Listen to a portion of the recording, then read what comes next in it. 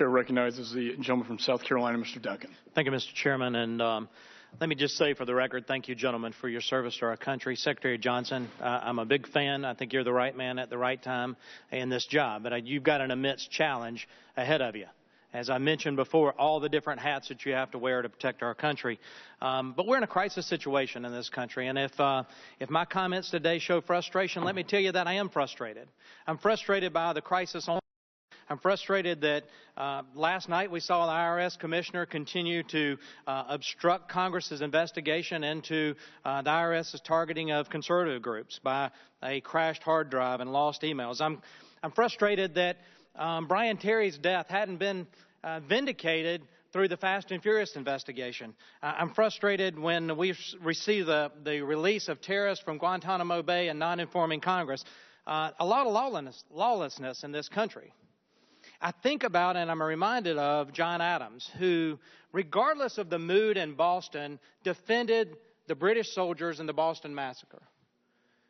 Regardless of how we feel about immigration reform in this country, how can we sit by and watch our country's national sovereignty, my country's national sovereignty, violated over and over and over on our southern border? Not just this situation with children, but for a long time we've seen an increase in illegal immigrants coming into this country. And we're calling the Guatemalans and Hondurans and El Salvadorians OTMs, other than Mexicans, the term of CBP. But I'm concerned about the Middle Eastern, the Asian, and the Africans that are also coming into this country, not to take the job, not to bring their children in so that they can have a better life, but possibly to do harm to this great nation. That's a concern that we ought to have. And if children can come across because CBP agents are changing diapers or warming formula or doing other things other than securing the border, then I'm sure that elements that want to do harm to this country can exploit our porous southern border also. And let the record show that since 2006, there has been an increase of over 9,000 CBP agents in this country since 2006 to now. Over 9,000 more agents to secure our border, and our border is less secure today, I think, than it ever has been. I want to read a portion of a leaked draft memo from Deputy Chief Vitello, dated May 3rd.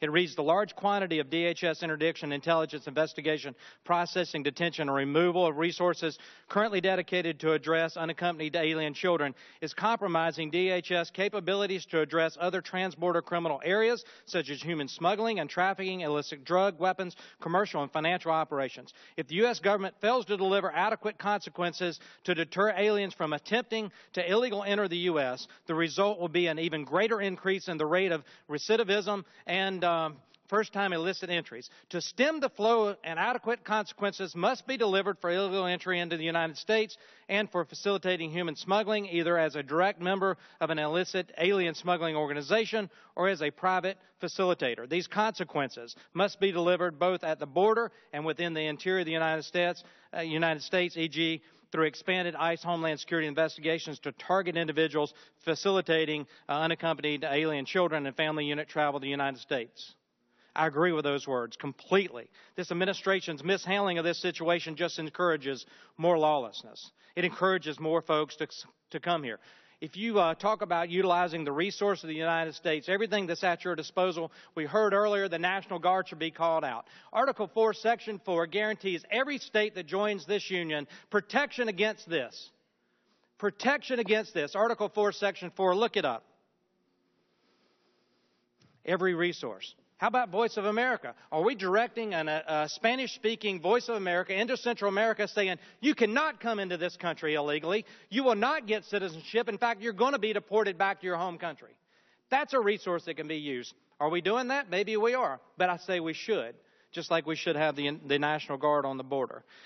So, Mr. Secretary, you mentioned in your statement that we should do everything consistent with the laws and values of this country. We have laws on the books. Secure Fence Act. We've got a very porous southern border. We don't have a Secure Fence Act. There's numerous laws that say if you enter this country illegally, you will be deported. That is against the sovereignty of this nation, that you cannot enter this country illegally. Are we enforcing that? No, we seem to be looking the other way. And so would you agree with me, and are you willing to say that if you enter the United States illegally of any age, you'll be deported back to your home country?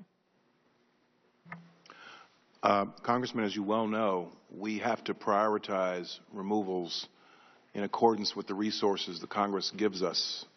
So I have a finite amount of enforcement resources, border security resources, and so for the sake of Homeland Security, what we need to do is go after the worst of the worst first, which is what I believe we're doing. I think we could do a more effective job of that, but I believe that we need to prioritize and go after those who represent threats to public safety. We've increased your CBP officers almost 9,000 in 10 years or less. And I'm sure that Deputy Chief definitely thanks you for that, and I support it too. So in terms of your question about border security, let me say this. I continually inquire in this current situation, are we taking our eye off the ball? I want to know that in the RGV sector in particular, that our Border Patrol agents are focused on border security as well as dealing with the volume of the kids that are coming in.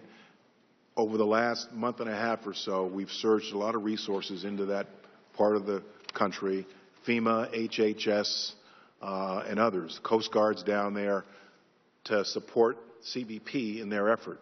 And as recently as I think yesterday, the chief and the deputy chief and I discussed this, and I'll let the deputy chief answer for himself, but I believe it's the case that our Border Patrol agents on the border are on the job. They continue to do their job. But I want Mr. Secretary, I'm out of time, but whatever the chairman will allow, but let the record reflect that the president asked for an additional $1.4 billion to assist this effort, and we're $18 trillion in debt. And with that, Mr. Chairman, if the deputy secretary would like to answer and you'll allow that, Yes. Just to reiterate, we've been surging the resources that the Border Patrol has, CBP, the department, into RGV for the last several years. And so they are a better resource now than they were last year. This particular issue is a challenge for us. There, in fact, are more people focused on moving the flow and booking in and processing both aliens and adult family units and adult males, all the people that come across. But they are better resourced than they have been previously. thank you for that. And for the record, I'd like to include the article that has his memo that was leaked. Thank you.